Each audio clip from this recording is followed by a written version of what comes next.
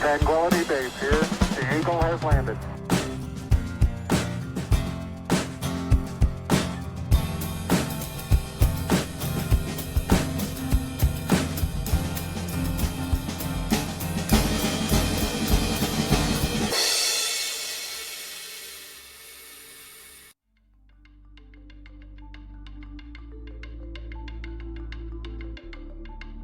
Hello, this is Harrison Wolf, and I'm excited to introduce our podcast, Technically Friends, with my co-host, Timothy Reuter. I just wanted to say thank you for joining us once again, for subscribing to this podcast on whatever platform you use, and I look forward to further conversations and introducing my colleagues and I. Here to talk with one of my closest friends, a former roommate, somebody who, I've always wanted to start a company with, and I'm glad he's doing that now and has done that now, 2 or 3 times, so we can get all the kinks out and we can find that path forward when we find the right product. I think that's what we've always wanted. We know the right people, have great networks, but it's always, you need something to sell. You need something to make. You need something that will change the world, which is exciting because I think we're going to hear from you about what that is that you're working on now. And Chris is in the deep heart of Silicon Valley, living in Mountain View. We've known each other for about 15 years. A friend of a friend introduced us that I went to college with, and we quickly connected over robotics, science fiction, video games, politics. And I just wanted to share one quick story. I don't think Timothy knows this, and Chris isn't prepared for this, but one of my favorite phases in life, right? I think we all deal in phases. I'm in a season of my life where I've got 2 little kids, and a lot of my focus is on that. And Chris, you have 2 little kids, and Timothy, you've got 3 kids, one of which is still very little. Yes. And so, when Chris and I were living together, this was a different phase of our lives. We had enough bedrooms in our apartment where we had one extra. And rather than finding a roommate, we were able to create a LAN party room where we all had our computers and we would play StarCraft 2 tournaments on the weekends against each other or cooperatively online. And those were very much the good old days in my mind. And the last thing I'll say is actually getting down to brass tacks, which is Chris is a 2-time founder of robotics companies at UCR now and Novium before. And he led the design and development of robotic hardware for both. He's a founder fellow at the South Park Commons.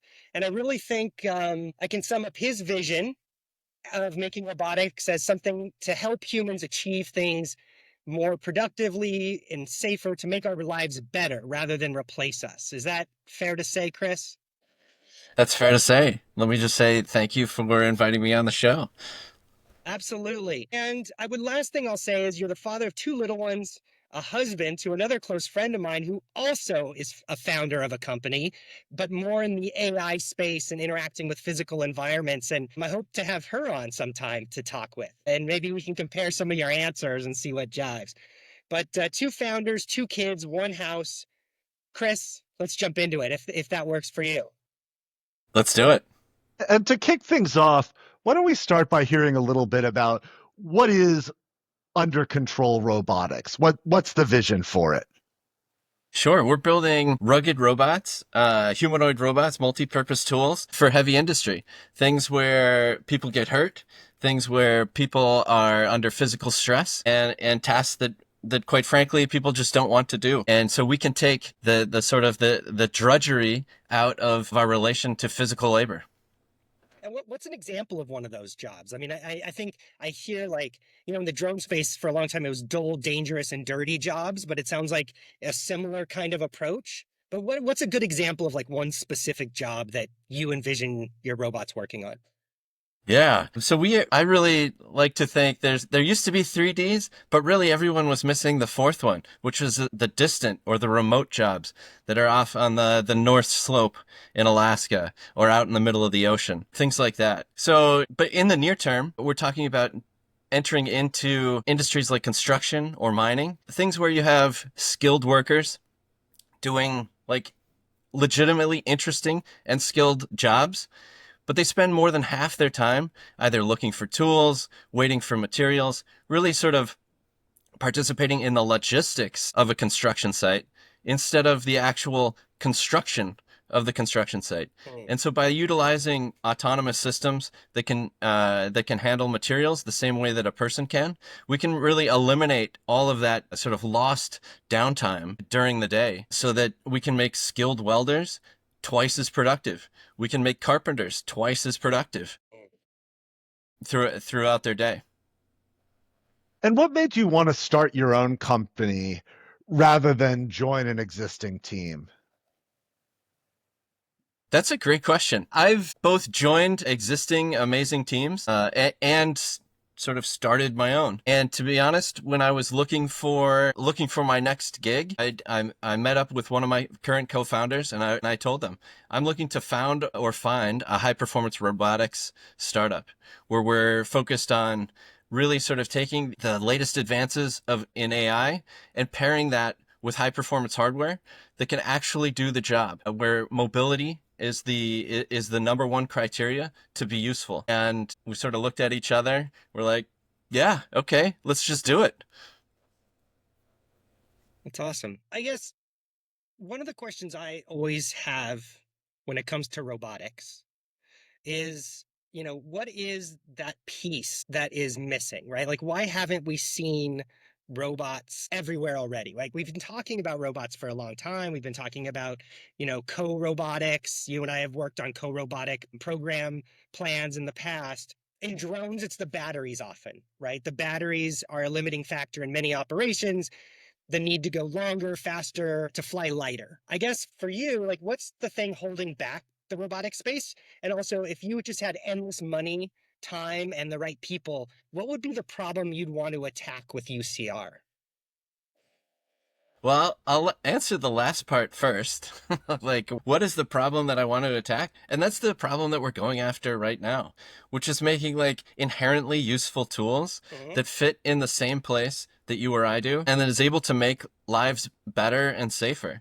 So we can have sort of a more productive world where we can get rid of housing shortages, where we can have the infrastructure that we deserve in this country and worldwide. The world is facing a lot of change, and there's going to be a lot of construction and change to the infrastructure for us to live the lives that we all want and deserve. Yeah. What was the first part of the question again? That's fine. I think that was a great answer. I think, one thing that I think would be more interesting to hear you talk about really is, how you see the world today, in terms of your own personal beliefs. Like, how have you been challenged by the world today to do interesting things using your skill set? I think that's something that, as engineers, as policy people, we have to deal with if we want to make the positive change in our lives. Yeah. Well, for me personally, I've always just searched out interesting and challenging projects, and then lucked out in that I found interesting and talented people with which to tackle those projects with. And so I'd say more than anything, it's been, as much luck as it has been like some like master plan of let's build systems that are useful, whether it's for the future of space travel or for the future of warehouses. I've just stumbled onto teams or into problems that were both interesting, challenging, and for the most part meaningful. And you mentioned in your pitch for your explanation of UCR applying AI. And obviously we're in a time of AI revolution, but that's mainly focused on large language models. So does the current moment with LLMs translate into an AI revolution for robotics, or is that a different pathway? No, it does. It does. LLMs are part of the solution, or whatever replace LLMs as sort of the user interface. I think going back to Harrison's first question of like, why now? Like, why don't we see robots out in the world? I mean, if we step back, robotic hardware has, I think has been capable enough for the last 10 or 15 years from a physical standpoint, from being able to be small enough, batteries capable enough, joints strong enough, sensors high enough resolution to actually do sort of useful, if not the most dexterous work, but useful physical labor. The difference between now and 10 years ago is twofold. The most important of which is the user interface. I've been on teams that made incredibly capable robots, but our controls team and quite frankly, the user interface, you had to have a PhD in order to make the robot do one thing useful. And if you wanted to do another thing useful, well, then you had to spend 3 months, or 6 months figuring out how to do that thing. It wasn't scalable at all, and it wasn't useful to people outside of like an academic or a research lab environment. So LLMs sort of bring us to a point where we can envision the user interface being much more sort of egalitarian, in that a person without extensive training can work with a robot in a way that is not direct teleoperation. And so we're going to need to go beyond the current state of the art with LLMs to really sort of bring those capabilities and that flexibility out. But yeah, AI is a major part of that. And I'll just say the other part of this is the cost of building a similarly capable robot from like 10 years ago to today. It has dropped at least an order of magnitude, if not more. That's due to all of the work that people have done to develop sensors for either drones or autonomous vehicles. And that push, outside of the robotic actuator space has made suddenly things very, very affordable.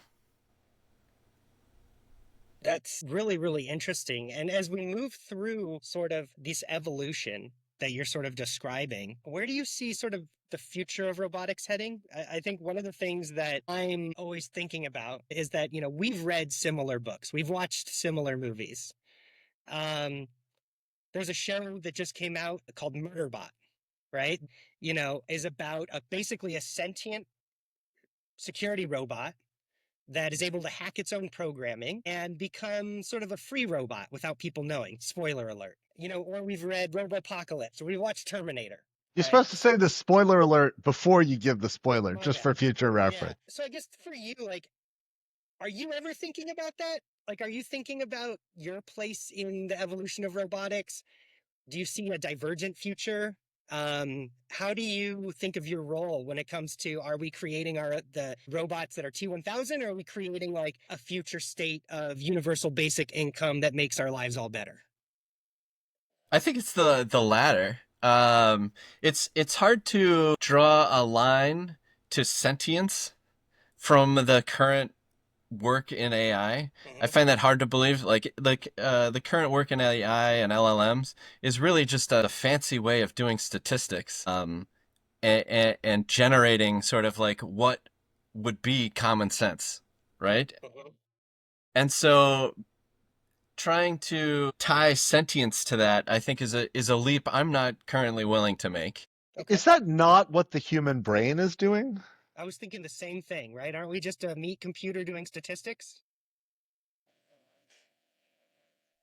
I mean, that's a great question. So, there's certainly some sort of biological switches going on up there, but I'm not we'll have to have a neuroscientist on to answer this question. Yeah, exactly. So to get back to your question, yeah, I think that we're driving towards a future where people will have incredibly powerful tools. And in my opinion, we should make sure that the guardrails are there so that these tools are made for the benefit of the wider population rather than because it's certainly possible. Once we have incredibly flexible and capable machines that sort of exponentially increase an individual's or a company's or a country's ability to have economic output, we want to make sure that is not in the the sole control of a small group, that is more democratized. And I think you do that by lowering the cost, by making them easy to operate and integrate into existing processes. I think that answer is really interesting. And I just finished the book The Optimist, which is the biography of Sam Altman and the founding of OpenAI. And that was the impetus originally for the founding of OpenAI, where Elon Musk didn't want Google to control the future of AI, so he gave a bunch of money to Altman to found this.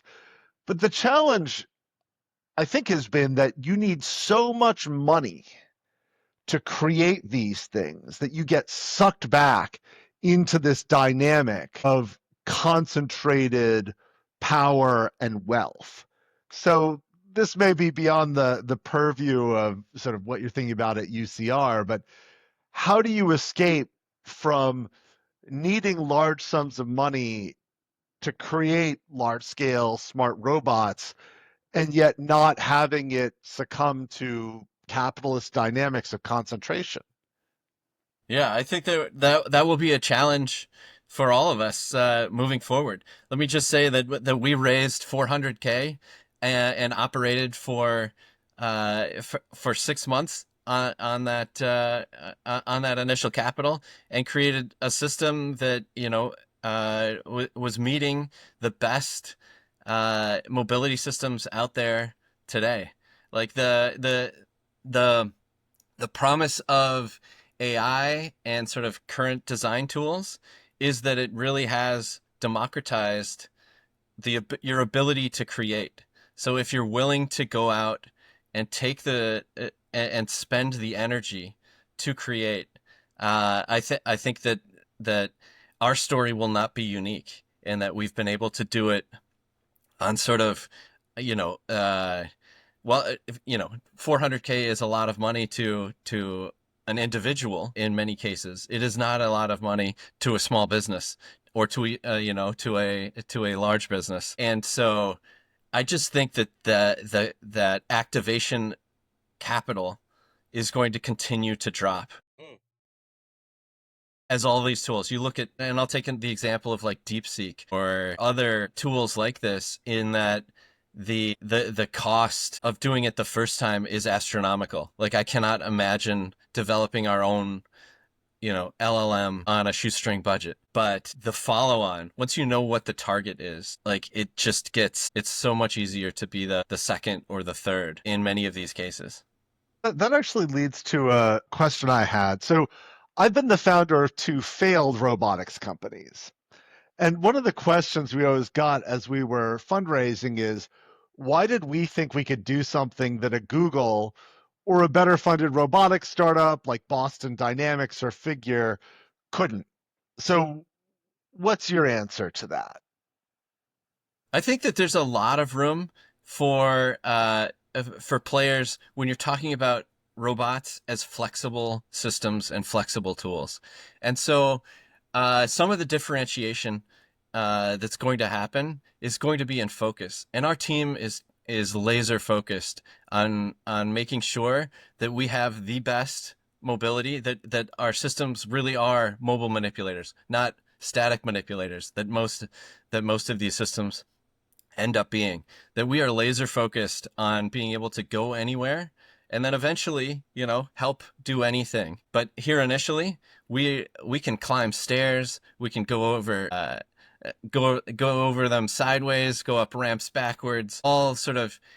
Some of these tasks can be done blind. Like, we have just ripped out all, found all the dumb requirements and ripped them out when making humanoids. And like, I would love to have the problem of having too much capital to throw every single sensor and every single thing inside of a human form factor. But that's really not what we're concerned with. We are concerned with being able to fit in tight spaces, and then to be able to do useful work, not to make it look like a person. Well, since we're on the topic of getting funding, and, first of all, congratulations. It's a hard thing to do, right? I think from the outside looking in, you've been able to achieve something with your founders, with your team. I mean, it's a whole village that takes this, with your spouse, everybody supporting, that few can achieve. Launching a hardware-driven startup that gets funding. Could you take us through some of those, like, a couple moments, maybe a moment that you look back on as really as a high point, maybe something that was really hard to achieve, and then something that surprised you throughout this process? Poof. Those are great questions. I mean, the biggest takeaway is that it's a grind. I'm privileged to have 3 other co-founders. We're all technical. We're all like highly energetic, type A. We want to we want to go solve the problem, go make it happen. Like there's no sitting back and waiting for someone else to take care of it. There's there so many meetings, so many drafts of how can we tell our story better? How can we be more clear on what we're trying to do, and also like while that story is also evolving, you know. We weren't 100% sure that heavy industry and construction in particular was the right place for us. Like everyone else in this space that's trying to build flexible systems, we're like, where can we throw robots? A lot of them, and it looked like warehouses is where you should start. It's where everyone else should start, or seems to be starting. So we're like, hey, let's do that. And it really came down to, like, we were trying to make the business case, and to Tim's point, how to differentiate ourselves from all of these well-capitalized systems that are either going into warehouses or homes. And the disconnect in our brain was that, like, seems like a very difficult place to start. Like there aren't explicit regulations, but there's implicit sort of regulations, and that I don't want to step on a dog or a baby or other things like this, that the cost of not being 100% safe is like astronomical. And so sort of realizing that we had to craft our own story, and the importance of sort of crafting our own story, led us to be like, all right, let's just not focus on these other things. And construction and heavy industry. I mean, there are challenges here too, and in the way that construction in particular, the business model, and sort of some of the challenges in construction, are achingly, like it's like you want to sprint, but you really have to like walk first with customers. When you're sort of creating new capabilities, you're like, I see this end point of, robots handling all of your on-site logistics, and then really skilled tradespeople doing the sort of the fun, awesome work. Um, uh, uh, and but there's the disconnect and the gap in getting to that future. Okay, awesome. I think we can all agree that robots stepping on babies is bad. Early on in your career, you worked for NASA, I think directly, and then for the NASA contractor, JPL. How is working on robotics in a government context different from doing so in a private sector context? How is it different? I mean, to a large degree, I mean, physics is physics, and mechanical engineering is mechanical engineering. It's like the actual engineering is not that different. I guess, like, maybe at a place like JPL, you have to there's like a very formal justification process for engineering decisions, and in designing, at least while we're doing prototypes, there is less formal, like, technical justification for each individual decision. There's more of like, you have a business justification for either the cost of the system or the capability. Like, what is the delta in the capability? Where it was never a question at JPL, like what the different cost would be to make it I don't know, to make it smaller, or to have this sensor or not. We had already done the proposal, right? The system was set. And then we spent all of our time meeting that initial set of requirements that either we had come up with or that had been handed to us. Which way creates a better product? Well, I mean, I think that commercially you can move much faster if you're designing capabilities based as opposed to requirements based. And I think both can get to great and amazing products. It's really sort of the risk tolerance as you get to that process. So, Chris, I want to pivot a little bit, maybe away from the more technical stuff. One thing that I Sure. think we hope for this podcast is to really get to know you, your journey, and like maybe people can learn something from what you've found very helpful in your life. I mean, oftentimes our failures are just as important in shaping who we are and where we're going. And I was just wondering, in your career journey, like, was there anything you look back on and think, man, I wish I hadn't done that? Or, and you don't have to answer both, but you could, or thank goodness I did that. Like, was there a decision in your life that you look back on as like divergent and you're either very glad you did it or you're disappointed you made that choice, you wish you could have redone it? No, I mean I have had quite and I've had a very lucky career.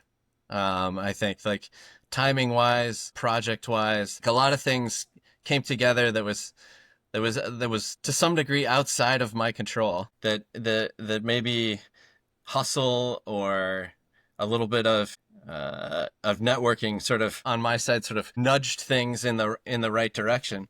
But no, I mean I've done everything from fly planes or train to fly planes in the United States Air Force to operate rovers on other planets and like make the decision, like one major decision when I was at NASA was like, do I continue on the path of not just being an analyst on the Mars operations team and, like supporting the rover drivers and folks like that? Or do I take this risk and this opportunity to go to JSC and help build the next robotic astronaut assistant? Johnson Space Center. That's Johnson Space Center in Houston. And so that was one of the first times in my career that I had to like make a decision. Like, do I keep doing this or do I take a risk and Now, if I remember correctly, you had to break your lease with a roommate for that. And your girlfriend at the time was still living in California, who would later become your wife. Is that right? that is true. That is true. This decision. I mean, that's like a major decision you made in your life that was personally challenging. How'd that work out for you? It worked amazing. I went to JSC, helped develop Centaur 2, which was this awesome little mobile robot base for Robonaut, which is was the upper body, was a humanoid upper body being developed at Johnson Space Center. That got extended. That tour of duty got extended to send Robonaut to the space station. I like inadvertently, I went from sort of flight tactical ops and low TRL robotic development to suddenly being in charge of refurbishing Robonaut's, upper arms to go to the space station. So I got my first like taste of actual flight project, like development as opposed to the ops side. And then, I went back to JPL, was working on a lot of awesome things there when the DARPA Robotics Challenge came up. And because, I had made that decision 2 years before to go to JSC, the team at JSC called me up and asked me if I wanted to run their hardware team to develop Valkyrie. And if I remember correctly, you had to break another lease with this roommate for that. Is that right? That's right. That must have been one of the hardest decisions of your life. Yeah, we lost our LAN party room, but I guess. Speaking of regrets, I think we were never able to be at the top of Bronze League again after I had left to go to JSC that second time. Our wasn't so good anymore. The advantage of being in the same room, like they crumbled when we were in different time zones. Go ahead, Timothy. Sorry. Yeah, I was going to ask, what accomplishment are you most proud of in your life so far, either professional or personal? Oh, geez. I don't know. There's just so I've built a lot of very awesome robots or helped teams make systems that are, I could just dream about as a kid. But I think professionally, one of the highs was when, I've generally been in charge of the hardware teams and sort of just interfaced with the software teams. But when I was leaving Valkyrie, some of the teammates there on the software team, gave me a heartfelt thank you. And I think that has been the highest professional accolades that I've ever gotten. Be like, yeah, I did do a good job. Thank you. We did a good job, but that it really felt personal at that point. That's awesome. Now, founding a company, notoriously stressful, right? The fact that True. your spouse is also founding a company, the fact that you have two little ones under the age of 5, I think. The oldest is 5. Yeah, That's okay, right. the oldest is 5. How do you balance that? Like, do you have any advice for people who are looking to do something similar, or what has worked for you, what has not worked, like just some thoughts on being a parent and staying close with your spouse while you're trying to do this? I think that would be a wonderful thing to hear from you. Yeah. Let's just say the playbook is still being written on this for sure, but you have to be intentional, at least for me personally. We're in a small company, so there's both sort of organizational responsibilities. There's individual contributor responsibilities that I have. And then there's, outside of work, there are parental and spousal responsibilities, and that they all need to be prioritized when, at the right time. So I do things like mark off my calendar so that people cannot schedule me to be in a meeting, so that our family has dinner every single night as a single unit. That was one of the things that my parents did that I, looking back on, very much appreciate. That there just wasn't a question on like where we were going to eat or who was going to be there. We were all there. We all sat down and we all begrudgingly talked to each other. And so we're trying to have that same experience with my kids. And then you just got to make time when you have to. And some of that is scheduling. Some of that is maybe there's less sleep than I used to get. And yeah, talk to me in a couple years when we've sort of at least put a pin in that draft of the playbook to see maybe what I would do different next time. Yeah, since we've gotten to the invasive personal questions phase of the interview now, what kind of conversation did you have with your wife about deciding to do a startup? And what kind of conversation did she have with you before she started hers?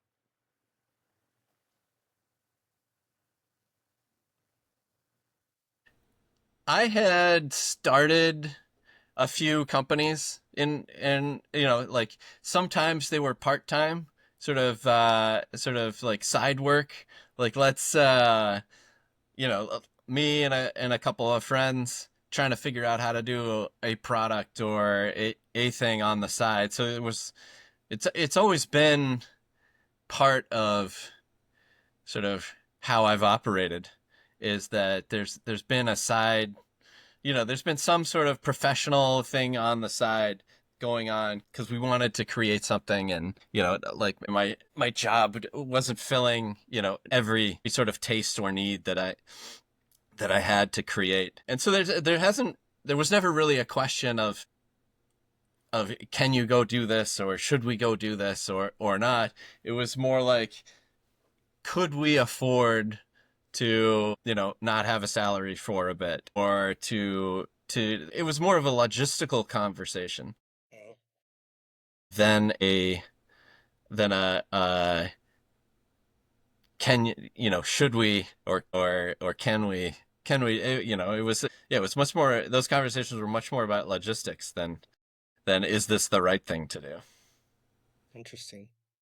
um well, I guess I have a number of questions. I realize we're getting pretty long here on time, but I guess the one question that I have for most people at our age, right, where you're becoming a leader, you're moving into management, you're founding companies, you're not exactly where you want to be at the end of your career, And I think a lot of times people just feel uncomfortable taking that next step, pushing themselves, thinking they're the person to do something. They're the expert in the room. I know that's something that I've struggled with.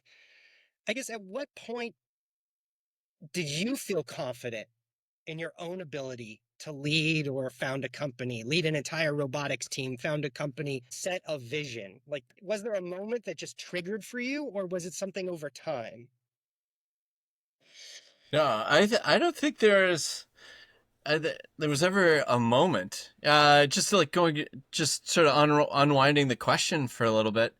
Uh, I've been super lucky in that almost every point in my career, I was like, where do I want to be in 5 years? And it's always been like what I'm doing right now, or very, very close to that. Um, Somebody and might say that's so, not luck. Some people might say that's like a vision setting where you want to be in 5 years and then working towards it. But I won't be that person that calls you out.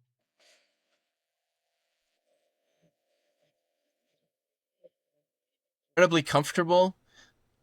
Well, that's actually the wrong word. I was never like incredibly comfortable doing my job, what I was doing right now, but being comfortable with, um, sort of where things were leading. Um, it always like there were no like step functions in it. Hmm. That through ROTC and the Air Force, they say that you should be technically and tactically proficient. And one of I've sort of taken that to heart. Eternally grateful for a lot of the training that I got there, but because as soon as you are technically proficient, like whatever your actual, your day-to-day job is, and then tactically proficient, just like making good decisions and keeping your eyes up, on the horizon, like what do we need to do now to make sure that what comes next is the right thing. Like that just naturally, whether you are explicitly the leader of the team or not, that just moves you into that kind of leadership role. And I think just good things happen if if you can lead from not, if your leadership comes not from a title, but from just the way that you're doing your job, it's very natural then to step into a role where it's explicitly your job to do that. And so, yeah, I wish there had been some sort of master plan. I might have gotten to this point quicker. But yeah, I would just say, just like doing, you know, lucking into like awesome projects and awesome teams that were doing things that I wanted to do, and then just taking that as far and as fast as I could sort of has just enabled me to maybe take risks that I might not have been able to take, if I hadn't been successful. It's like the old, oh, my dog is barking in the Yeah, background. Charlie Sorry about agrees that. with everything you're saying. Yeah, it's when your success begets success. Hmm. And so, like in sports, I think it's like in your career, one of the things that is helpful is just to get some wins under your belt. And if you get those early enough, then you sort of learn how to flex those capabilities in places that maybe other people are too scared to do that or are a little worried. Yeah. What advice would you have for somebody starting out in tech or robotics now? And does AI change how people should think about their careers? I think AI does, to some degree, change how people should think about their careers.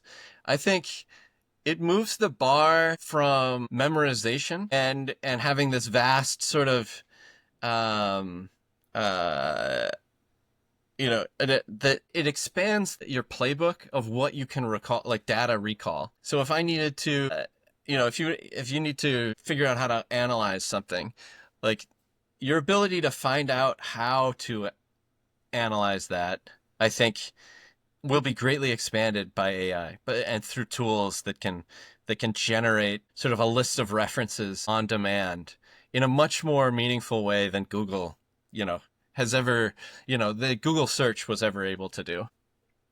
And so I think AI is going to change are sort of technical jobs in two ways. One is I think it makes soft skills and creativity even more. They've always been important, but it makes them even more important. It's like your ability to come up with and be willing to explore new ways of doing things and being able to like iterate extremely quickly on that and then share those ideas with the rest of your team or your customers. It makes that. And then also sort of diametrically opposed to that is the people who can be experts in like a domain so that we can check the AI, right? If you're always relying on a computer to do your thinking for you, like I think a lot of skills, whether we want to believe it or not, but they're perishable. Like most skills are perishable. And so getting a foundation, I think, in some technical field, and I'm biased towards like physical science, and I think it's going to be very, very valuable just from okay, I've checked what the AI said. This makes sense. Let's go try this wild and crazy idea. And I think those two things are going to be very, very valuable. So I guess that was the long way of saying go deep in something and get creative and broad. That's awesome.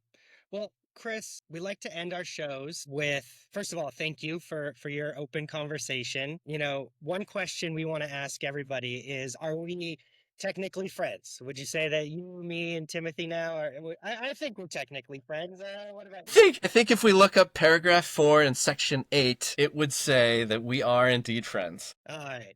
Perfect. Really appreciate your time, your energy. I hope the audience found this interesting. We've talked about the future of robotics. We've talked about the career journey, Chris, like the ups and downs of starting a company, the stress on life. Is there anything else you just wanted to add before we say goodbye that we didn't cover? No, well, thanks for having me on. You've always been a great friend, and StarCraft partner. We will,